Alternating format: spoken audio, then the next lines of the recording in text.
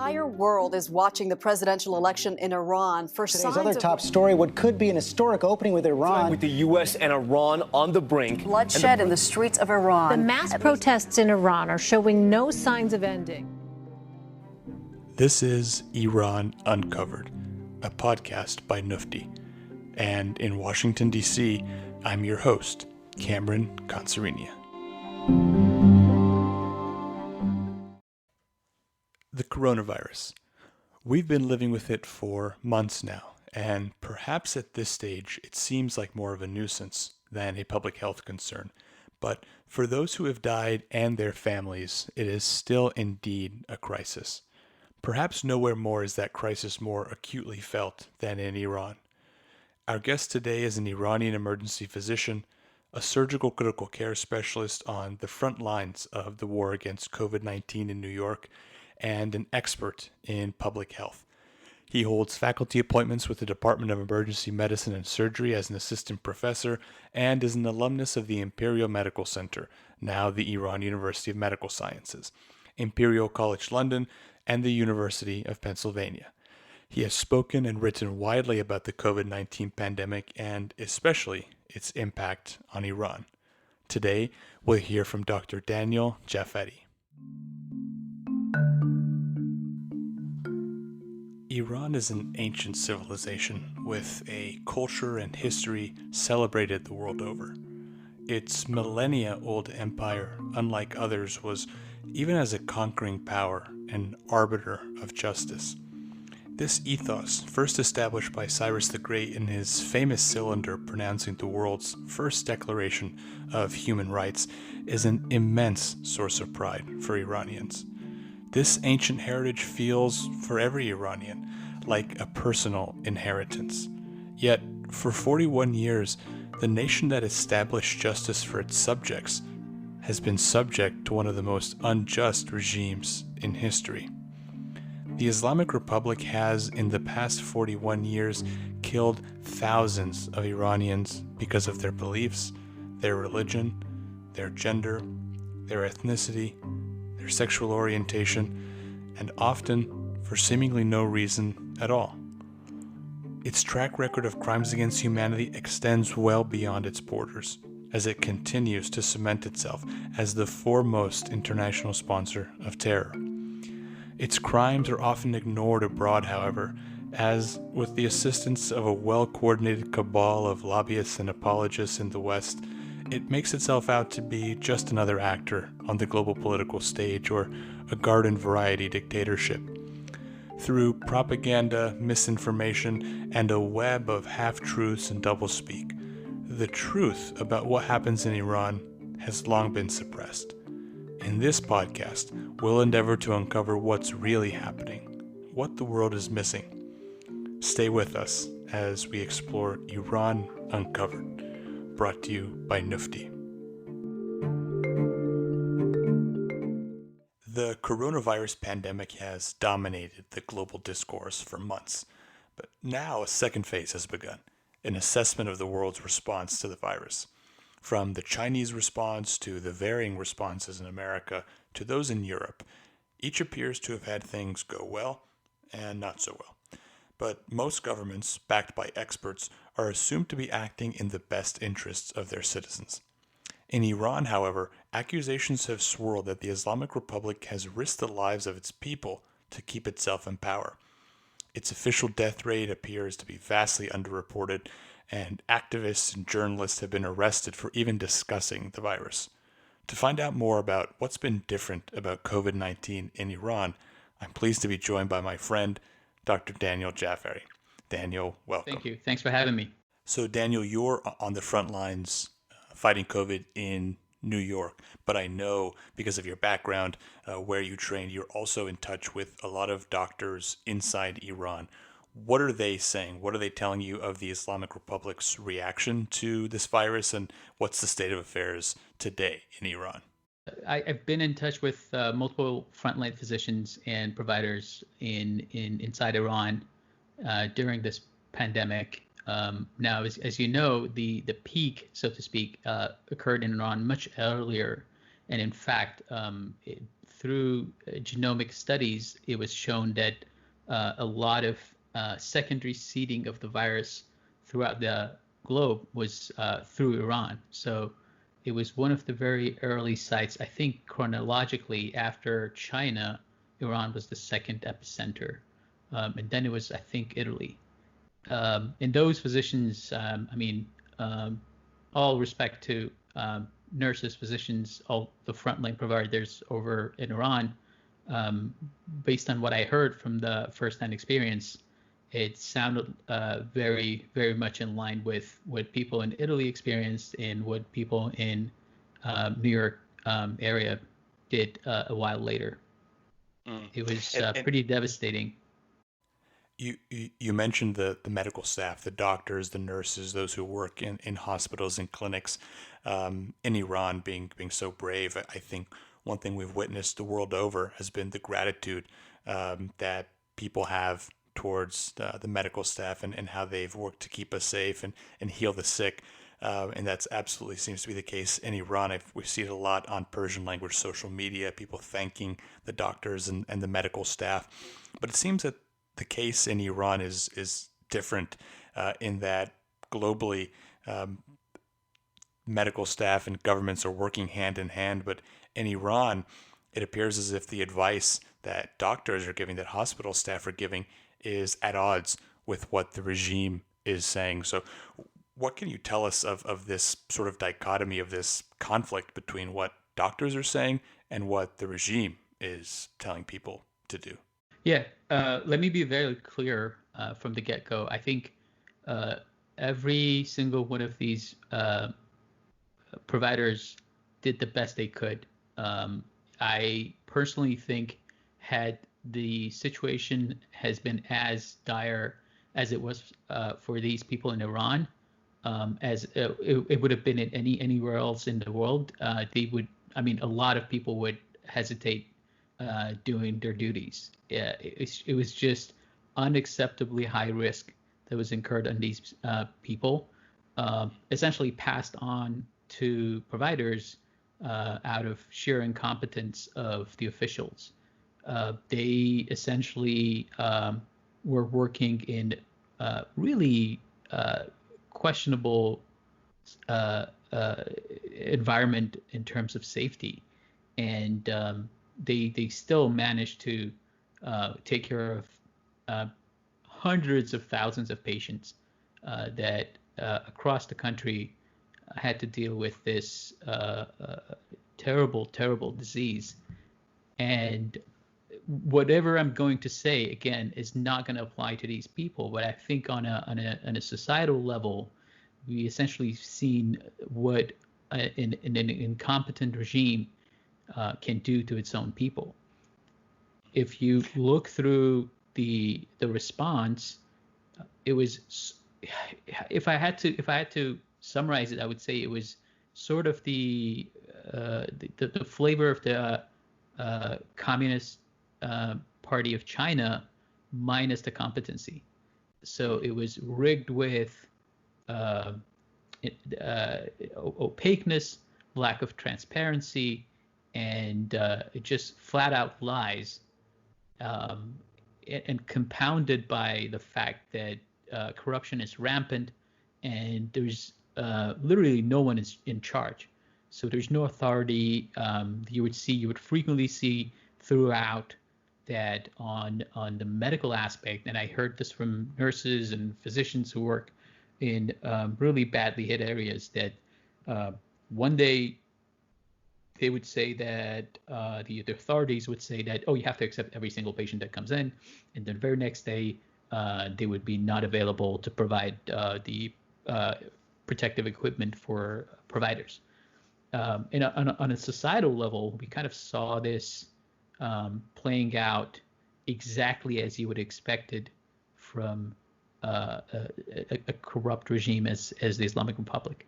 It was heartbreaking to see a government that has zero respect for its own citizens' life and safety, and keep lying at the face of undeniable truth it was very much apparent even to people. I don't know if you've seen videos of even it broke down so badly that at some point, I think I remember watching a video from one of the local policemen of northern Iran, essentially blocking the road in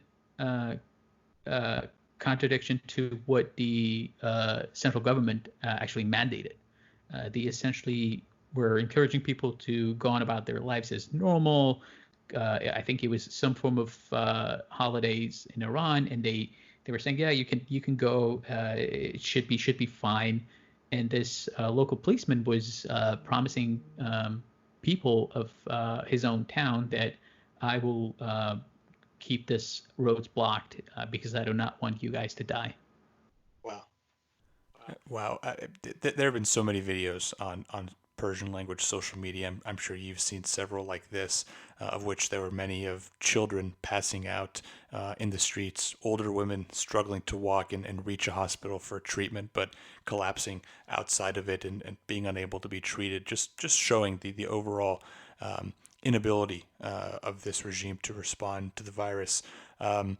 You've described the utter lack with which doctors and medical staff are forced to attempt to treat people and slow the spread of this disease. But globally, the reaction to this virus has not been perfect. I think we can all agree that in the United States here, for example, there are critiques leveled at the federal government, at state governments, at local governments, the same in Europe and Asia.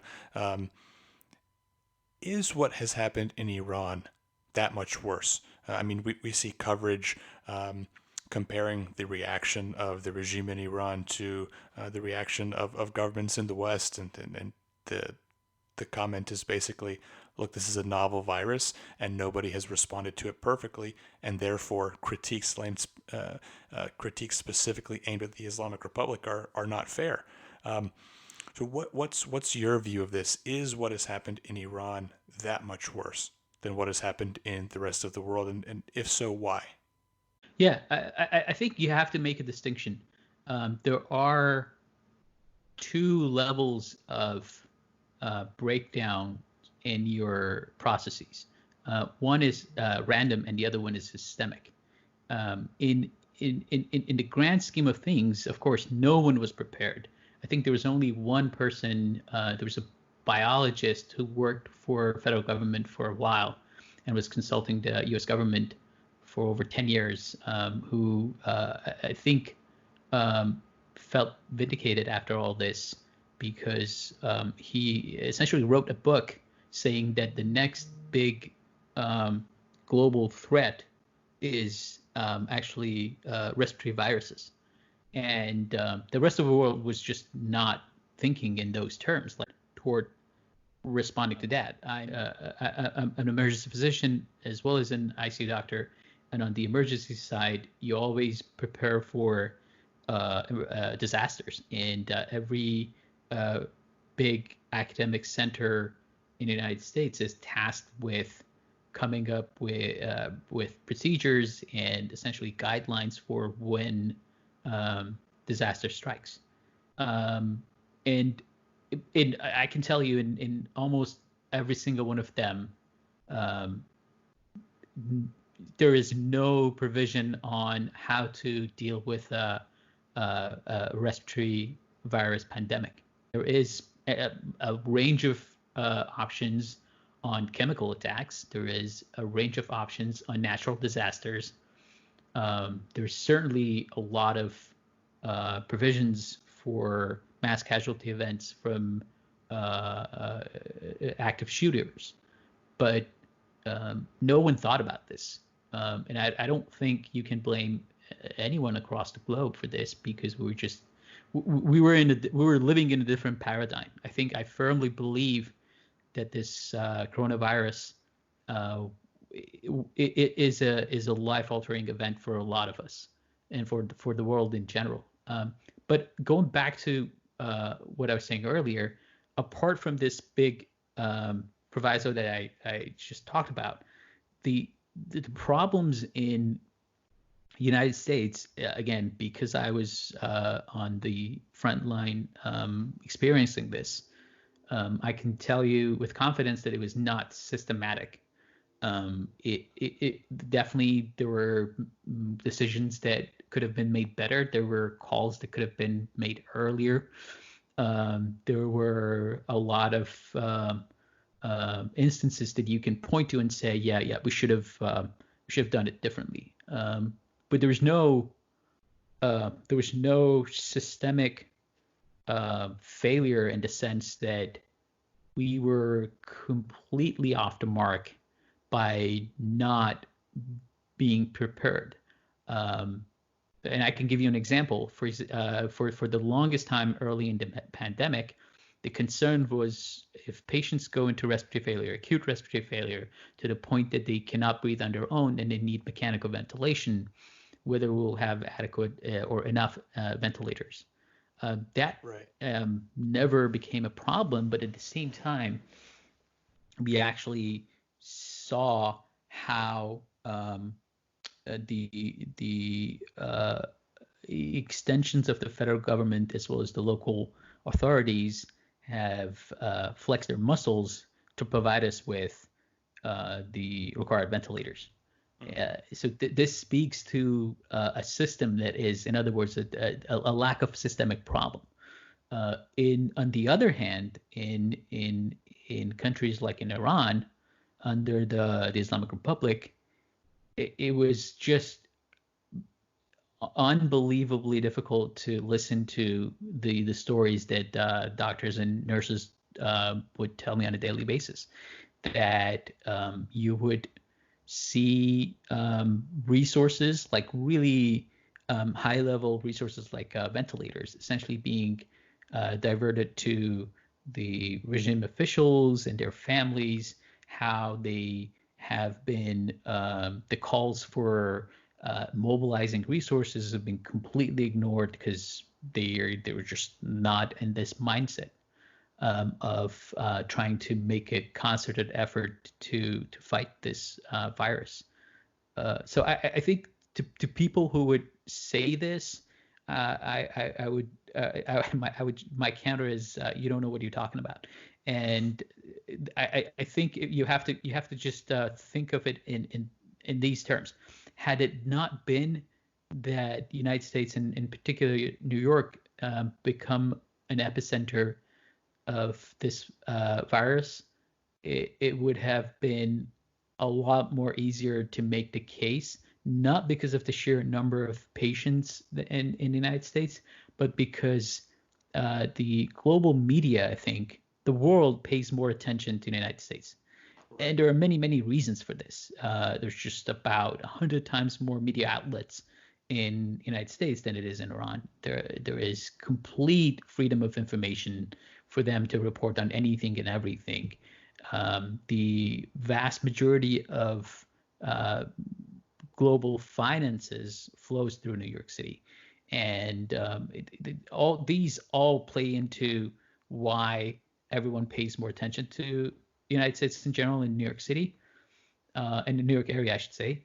But if you look at the amount of mismanagement, the scale of mismanagement that happened, I think probably Iran first and China second should have been the headlines nonstop. Unfortunately, that's not what happened, as you can clearly attest to. You referred to the media coverage of this virus and the responses to it in the West, in the United States, in major cities like New York. And I think one thing that anybody across any political aisle can do is say, oh, well, the media should have done this or shouldn't have done that or should have covered this story that way and not this story in that particular way. But one thing that I know you and I agree on is all that aside, thank goodness we have this free press. Because if you compare it to a situation like Iran, in which the free press does not exist in any way, shape, or form, It's remarkable. I mean, the media in Iran is controlled exclusively by the state information and propaganda services. Individuals who try and bypass that face immense consequences. Foreign channels are blocked. So in the time of a global pandemic, doctors have been arrested for sharing public health information. Activists have been arrested for trying to tell people about the virus. Why is the Islamic Republic doing this? Why are they blocking information from people during this critical time? I mean, the short answer is because it's a totalitarian regime. And a slightly longer answer is because this regime has zero regard for human life in general, but in particular about its subjects. If you, I mean, I can give you countless examples. There was, as you know, multiple social media platforms are banned in Iran, and the access is restricted. But there's one in particular. I think it's actually Russian owned. It's called Telegram, and Right. that platform Very is popular. very popular inside. I think in terms of the active users, Iran is either first or second in the entire globe.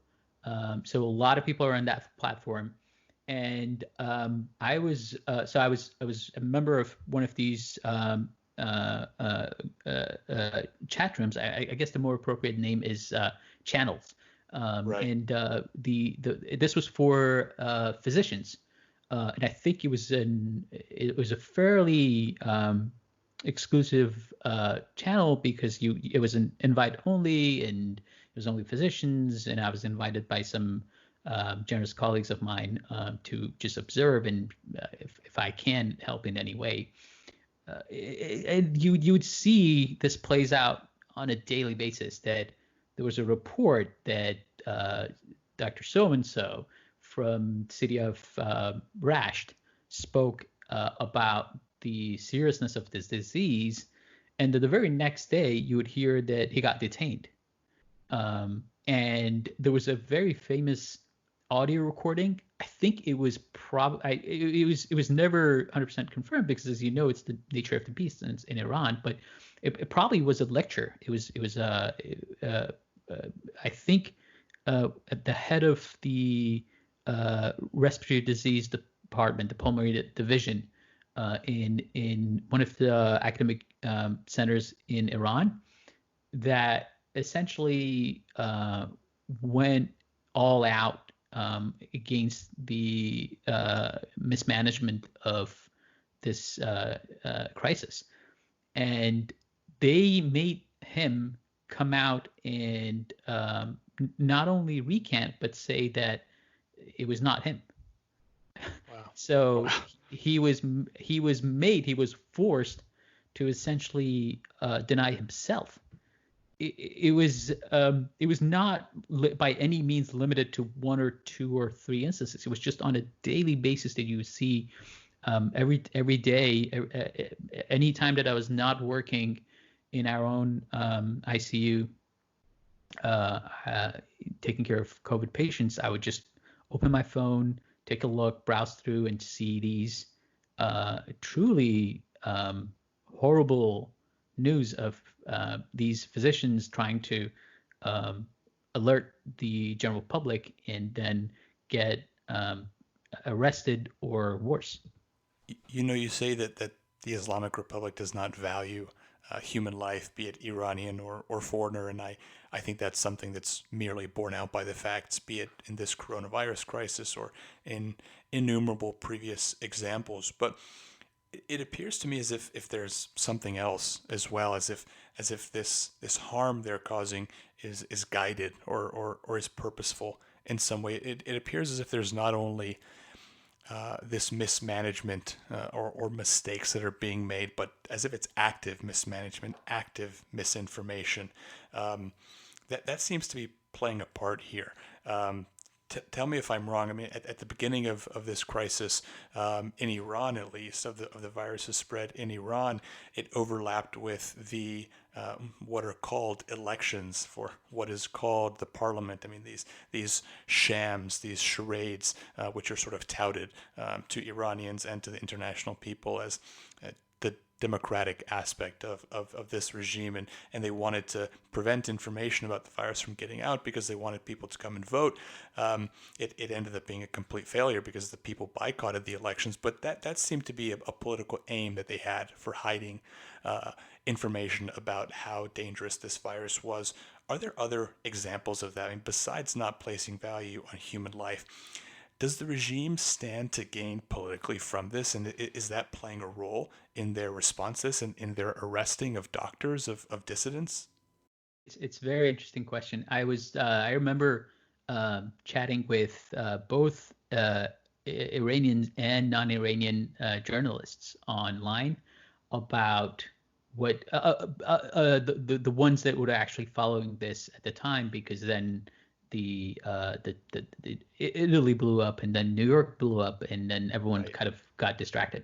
But when they were paying attention, I posed that question, the same question to them, because I was curious, and I said, do you think at any point the regime officials looked at this and asked themselves, how can we milk this? How can we use this to our own benefit? And a lot of them surprisingly said yes.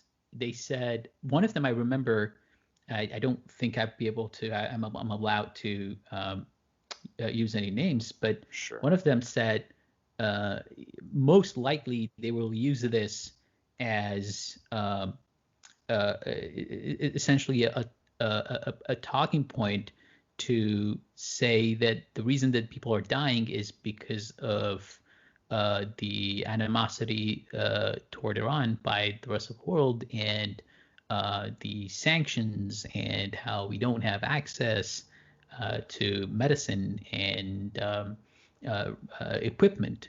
And it was very it was sobering for me to kind of agree with them.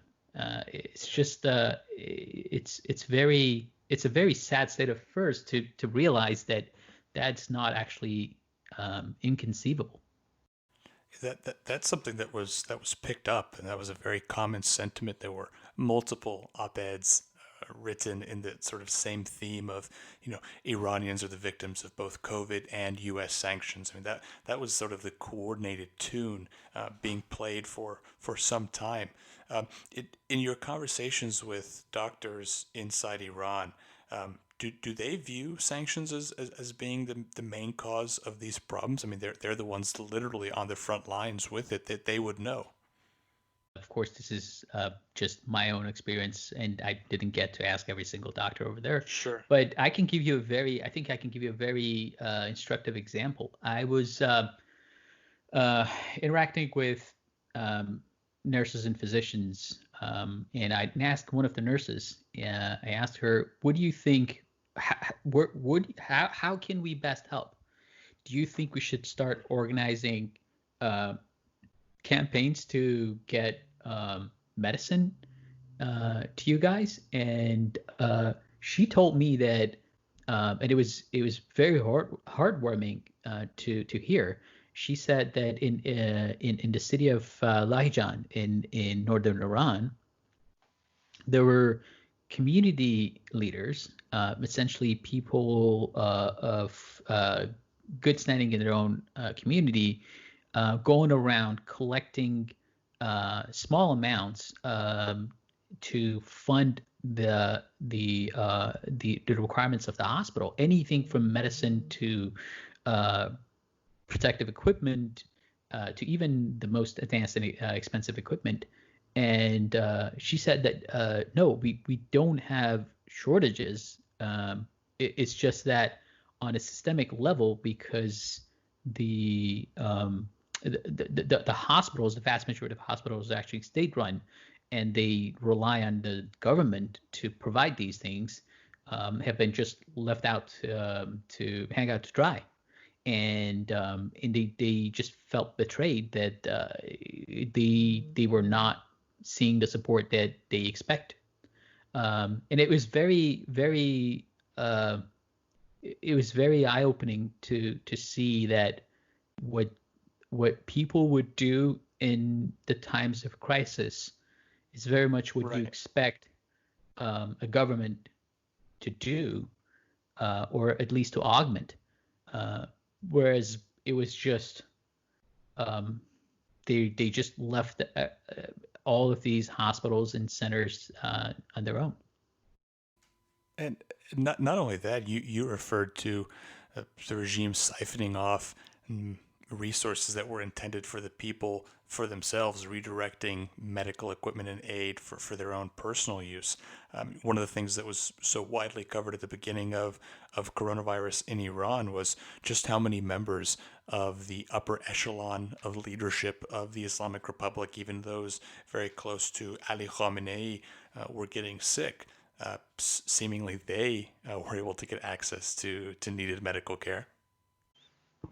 Oh yeah, 100%. I mean, in addition to that, when you choose to do one thing, it's the opportunity cost that matters. You have to always look at what else you could have done with the time and resources you had. And what we saw, I mean, it is nothing by any stretch of imagination new. It's just it's sad to say, but it's business as usual. That the funding and resources for things that the regime deems vital never stopped. They were still fully capable of funding terrorism. They were really well placed to run their illicit operations across the globe. They continued to funnel oil money to their own personal accounts. The only thing they didn't have money for was for people who got stricken by this really, really awful disease. Yeah, right. And the ramifications of that from a human life perspective have been so stark. But around the world, this has been a truly devastating virus, as all of us know. In the United States, we've lost upwards of 100,000 people to this. I think everybody probably knows someone who's been infected, if not unfortunately passed away. In Iran, regime statistics put the death number at 10,000, or we've just passed that. With how big a grain of salt should we take that number? I guess the size of Mount Everest. Listen, it's very, and I don't mean to disparage the hard work of ordinary citizens, but I'm trained in public health as well, and I did my training at Imperial College London, and we had a very famous, world-renowned, in fact, public health specialist who was from the region. I think he was Iraqi by birth, and he was telling us about all these stats coming out of Middle East, and I remember very vividly him saying that whatever number the official government of Iran puts out, we usually multiply it by 5 to 10. Wow. So, and this was not from a pandemic.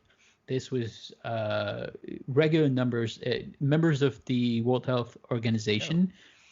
So it's a very common practice to receive certain statistics from countries around the world. But this professor was telling us that whatever number comes from Iran, we just don't believe it, because and it's a question of reputation, and you would see frequently almost every other government that is worth its name would sacrifice significant blood and sweat to get it right, because they value that reputation. They want to be respected, right? This has not been the case with the Islamic regime. They just don't care.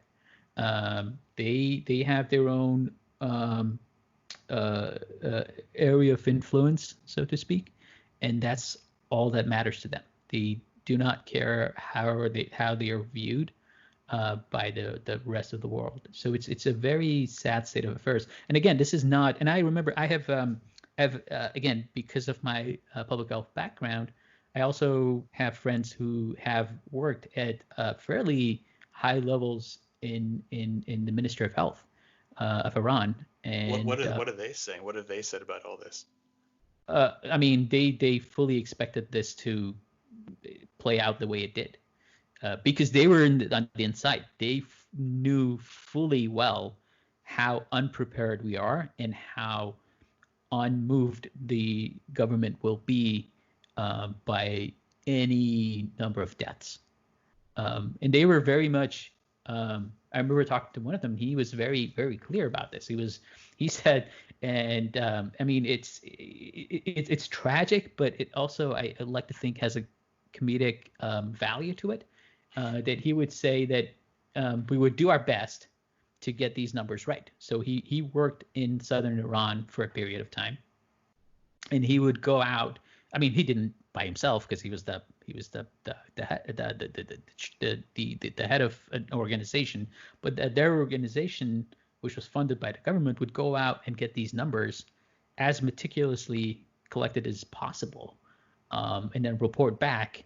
And he would say that the official numbers would come out, and then I compared notes, and I was just flabbergasted. Like, if we did not send these numbers to you guys, where did you guys come up with Whose numbers are these, right?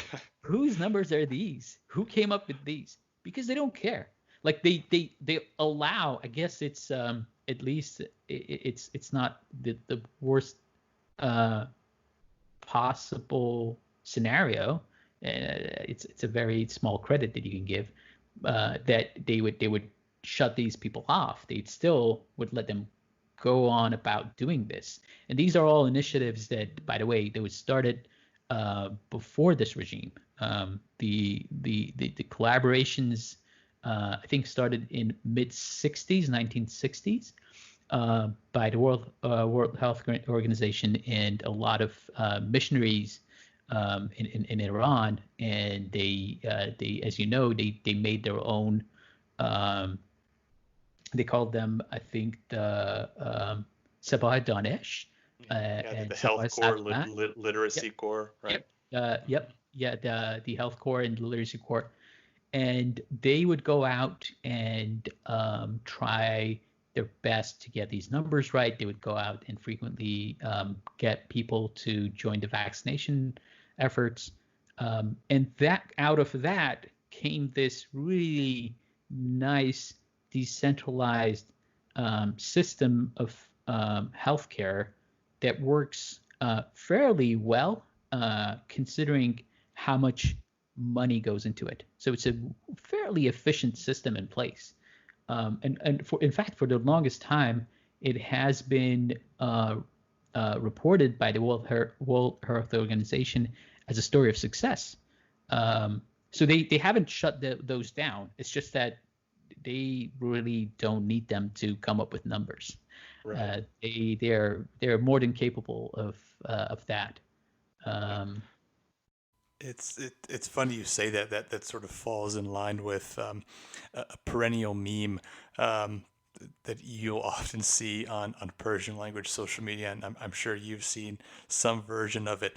But it's two things side by side. Often a dam or a bridge, and one bridge is still standing and one has collapsed, and the caption below reads, "Guess which of these was built before the revolution, and guess which of these was built after the revolution." And it's unfortunate that that's the case, but it appears that, as you say, it even applies to these sort of widespread systems.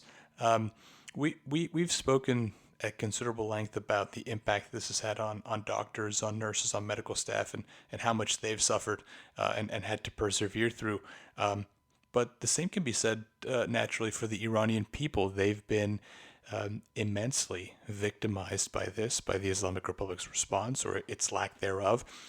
What do you sense when you talk to Iranians? Has something changed? I mean, they must be angry. They must be frustrated by what has happened. Do you perceive any change in the way that they view the Islamic Republic after this crisis? I think it broke down yet another covenant between the people and our government. You would accept the restrictions placed by the government on your freedoms in exchange for security, in exchange for infrastructure, in exchange for allowing you to thrive in a society. If none of those promises are held, people will go on and about and ask themselves, why do we need this? And I think it's really dangerous and it's really promising. But I think in short term, I expect this to be another indication that the government, who people regard with the lowest confidence, would yet again think of as their own enemy. I was speaking with like friends and families inside Iran, and it was a very palpable frustration that we are not coming after you. Why are you so cruel toward us? Why have you not alerted us earlier? Why do you not make any effort whatsoever to contain this disease? I think what is bound to happen in due time, and I'm not a fortune teller, but I think in medium term, I think this will result in yet more unrest and more mass discontent. I would not be surprised at all if by come winter time, we will have more civil unrest in Iran I assume on a much more massive scale. And going forward, the protests, the uprising, both past ones and any that come in the future will certainly be things that we'll cover here on Iran Uncovered. But something that you said struck me, and sort of speaking of protests in Iran, if we think back to November and the Aban movement, which got some coverage from international media outlets, basically an uprising of the Iranian people, which was violently put down by the Islamic Republic's security forces. Reuters puts the number massacred at 1,500. Other Iranian human rights activists and groups put the number at even higher. And it was just a scene of immense bloodshed. I mean, you had dozens of children slaughtered. I mean, Nikita Esfandiari was 14 years old. She was shot in the head. Ali Musavi was 12 years old. He was killed. There's an 8-year-old girl whose identity is still unknown. She was killed by the regime. And it was an absolutely brutal put down of this democratic movement. But what actually struck me most was something I was just reading recently, and it was a report, a quote from a mother of one of the children who was killed in this movement. And she said, "Why did they have to shoot my son in the head or the chest? Why couldn't they have just shot him in the leg?" And that was so stark for me, that this mother who has lost her child, her request, her expectation wasn't that the government not shoot her child. It was that they merely shoot him in the leg. And that just goes to show, sort of in relation to your point, Daniel, of how little people have come to expect of this regime from a purely humanitarian perspective. It boggles the mind, honestly. Daniel, look, it's been an absolute pleasure to have you on. We're so thankful for your expert views and what you've been able to share with us, especially given your close contacts with physicians inside Iran. Are any final words and any things our guests should take forward about Iran and COVID and what's happening next? No, of course, it was my pleasure. I just wanted to very briefly warn both your Iranian as well as non-Iranian audience that I think another wave of coronavirus infections are coming in Iran. Based on what I'm hearing, it never died out. It unfortunately exhausted all the vulnerable population that were exposed to it locally. But now it's finding its way to new communities, new geography, and it's just going unnoticed. And it's really frustrating for me to see that because there's so much going on in the world, no one pays attention to this. The difference is Iran is a young nation, and this disease is primarily taking lives of the elderly. And in localities, it would matter, because if you don't take any measures to protect the frail and elderly in other communities, the young will contract this disease and transmit to other communities. And frankly, I think this is what I'm seeing inside Iran. It's just that there's no initiative to stop this on the government side. We'll be sure to keep everyone in our thoughts and prayers, and continue to do what we can to share information about Iran with our Western audience. Dr. Daniel Jafari, thank you again.